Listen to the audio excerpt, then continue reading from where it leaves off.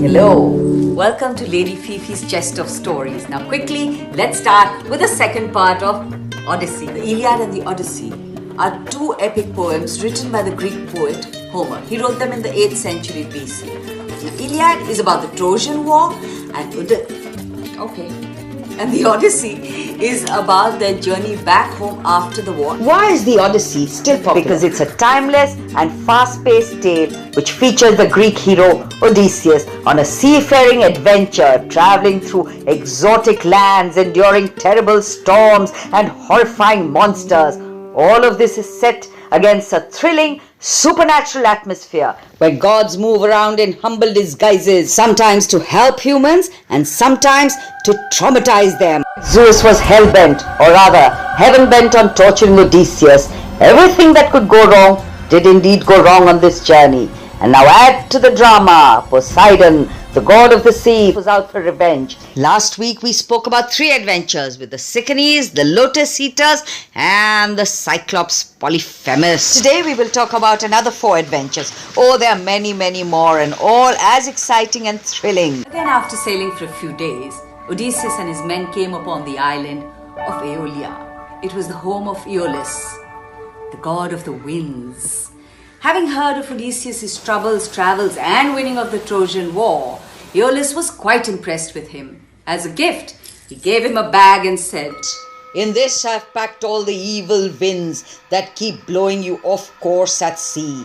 Guard it carefully. Make sure the winds are not set free till you reach your beloved land, Ithica. Safe travels, Odysseus." Odysseus was so happy. Finally, something positive from an island. With the evil winds in the bag, they could travel safely to Ithaca. Then one night, when they were close to the shores of Ithaca, Odysseus was exhausted and he fell asleep. His men went and opened the bag. They were curious to know what was in the bag that the leader was guarding with his life. And the winds flew out of the bag and pushed Odysseus and his men and his ships backwards, back to the land of Aeolia. Odysseus was furious with his men, but there was nothing he could do. But since he was in Aeolia, he went to the god of winds, begged for one more bag of winds. But Aeolus said, "Oh, I'm disillusioned with you. O king, please go away and never again show me your face." Distraught, Odysseus set sail again for another hard journey. Now for the adventure of Odysseus and the Sirens. Now on this island lived Sirens. They were monsters with ugly women's heads and the bodies of vultures. But they could change their shapes. They could become beautiful maidens. They could become mermaids. And they sang most beautifully. And they used to sing on that island. And all the ships that were passing by, the sailors would hear the singing of the sirens, and they would be so enchanted that they would jump off the ship and swim towards the island. And then the sirens would feed off the sailors. That was their trick. Now it is said that anybody who hears the sirens sing and does not go to them, goes away, becomes a wiser man for having heard them sing. Now Odysseus wanted to experience this, so he asked his men to take their ships close to the island of the sirens. Odysseus made all his men put wax in their ears so they would not hear the sirens singing. Then he asked them all to tie him to a mast and not to untie him in spite of his begging. He, of course, did not have wax in his ears. He wanted to hear the sirens sing. Passing by the island of the sirens, and the sirens started singing in the most beautiful and melodious voices. Odysseus heard them. He was enchanted. He was tired and he asked his men, "Free me, please free me. I want to go to the sirens.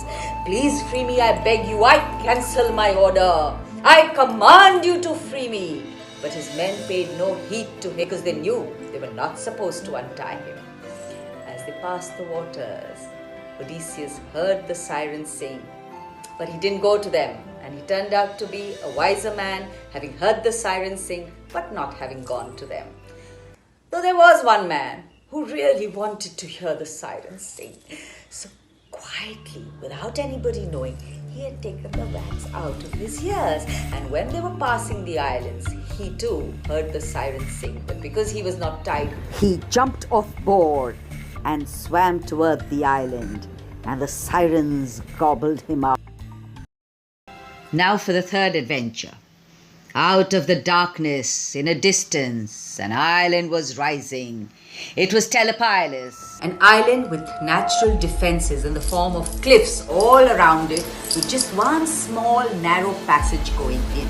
The waters outside the cliffs were turbulent, but the waters inside the cliffs were calm. Odysseus found this a little strange, so he anchored his ship outside in the turbulent waters. His men, not listening to him, eager to get to the island for some food and respite, went on into the calm waters. They anchored their ships, took their burning torches because it was still a little dark, and they got off their ships. They saw on top of the mountain was a huge castle, and they started climbing towards it. One of the men had a little lotus plant. Remember, they had gone to the island of the lotus eaters? He had a little plant in his pocket. He took it out. Oh my God, let me eat this. And he ate it. And he started hallucinating at once. And up outside the castle, he saw a princess standing who said, "Come up, I will give you food and wine." He turned around and told his men. Now the men were not aware that he had eaten the lotus plant. He told the men, "I saw a princess up there on the mountain outside the castle, and she said, 'Come up, she is going to give us food and wine.'" The men were eager. They started scrambling up the mountain and they entered the castle. As soon as they entered the castle, they saw a giant humanoid. Cannibalistic giants. But oops, too late. Even the giants were hungry. They had not eaten a man for long. Ran after the man and they caught them in one hand each and gobbled them up. The other men ran out of the castle down towards their ships. The giants started following them, and hundreds of giants came out of nowhere following them. Some of the men had reached the ships. The giants took huge boulders and threw them at the ship, broke all the ships. Then they proceeded to eat up every single soldier. Odysseus saw his men eaten up by the giant humanoids, and there was nothing he could do but turn around his ship and set sail again. There were many more adventures on his way back to Ithica. The Odyssey continued, but finally Odysseus lost all his men and all his ships. He himself floated in the sea for 9 days, clinging to a piece of wood. Finally he landed on an island which was ruled by Calypso, the nymph. She was a beautiful nymph. She helped Odysseus, but then she fell in love with him, and she wanted him to stay with her forever. Odysseus, of course, refused. He wanted to go back to Ithica and his wife, Penelope. So Calypso held him captive for 7 years. Finally, the goddess Athena felt sorry for Odysseus. Athena went to Zeus and begged him to make Calypso set Odysseus free. Zeus finally relented. After 20 years, Odysseus reached his beloved Ithaca. He went disguised as a beggar. His house was full of men. They had come to ask Penelope to marry them. They were all sure that Odysseus was dead, but Penelope knew in her heart that her Odysseus was alive and she wanted to wait for him. So she set up a contest. The man who can shoot one arrow through 12 axe heads, him she will marry. She knew this was not going to be possible. Odysseus, disguised as a beggar, was the only one to be able to make that shot. He then killed all the men in his house and revealed himself to his wife. Finally, Odysseus was home and at peace. And now let's see what the cards predict for next Sunday. The story of the great flood next Sunday. But now we come to the end of this episode. All of you have a great week ahead. Stay safe, stay healthy. I'll see you next Sunday.